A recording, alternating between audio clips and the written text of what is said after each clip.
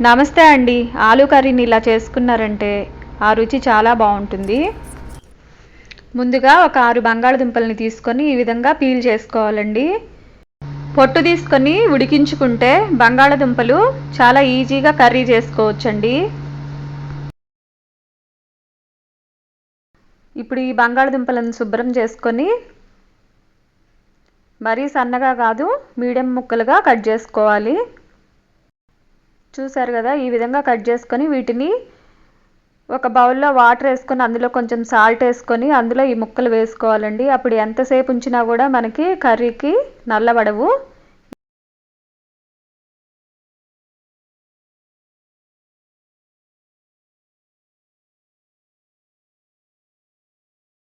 ఇప్పుడైతే వీటన్నింటిని తీసేసుకొని ఒక కుక్కర్లో వేసేసుకుందాం.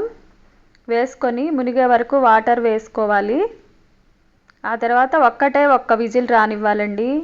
ఒక్క విజిల్ వస్తే సరిపోతుంది, లేదంటే బాగా ముద్దలాగా ఉడుకుతాయి. విజిల్ పెట్టేసుకొని స్టవ్ మీద ఉంచుకుందాం.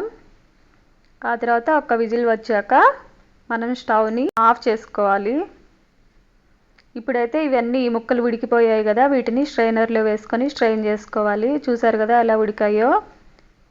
ప్యాన్ పెట్టుకొని కర్రీకి సరిపడా ఆయిల్ వేసుకోవాలి. అందులో పచ్చిమిర్చి, ఉల్లిపాయ, తాలింపు గింజలు, కరివేపాకు వేసుకొని ఫ్రై చేసుకోవాలి.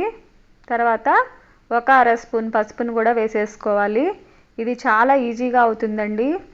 4-5 వెల్లుల్లిపాయ రెబ్బల్ని క్రష్ చేసుకొని వేసుకోవాలి. ఇది ఎక్స్ట్రా ఫ్లేవర్ వస్తుంది. ఇప్పుడైతే అల్లం వెల్లుల్లి పేస్ట్ ఉంటుంది కదా, దానిని 1/2 స్పూన్ వేసుకోవాలి.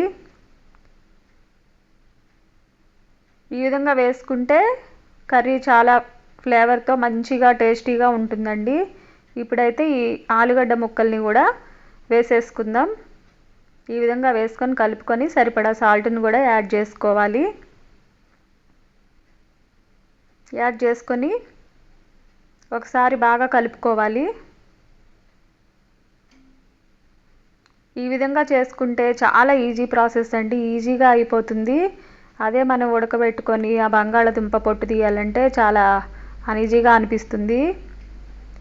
ఈ విధంగా కర్రీ అంతా కూడా అడుగంటకుండా కలుపుకొని ఫ్రై చేసుకోవాలి. ఫ్రై అయింది కదా, ఇందులో ఇప్పుడు కర్రీకి సరిపడా కారాన్ని కూడా వేసేసుకుందాము. ఒక్క 2 నిమిషాలు అలా మూత పెట్టేసుకొని